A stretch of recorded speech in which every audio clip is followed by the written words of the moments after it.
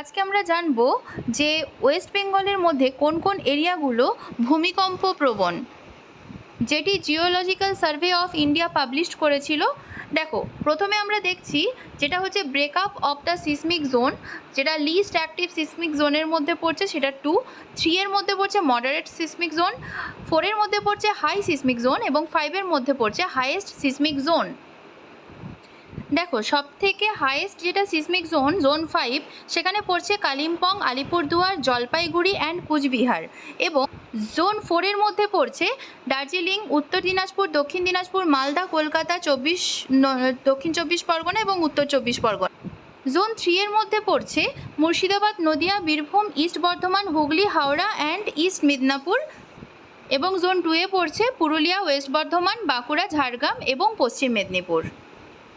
Please subscribe this channel for more videos.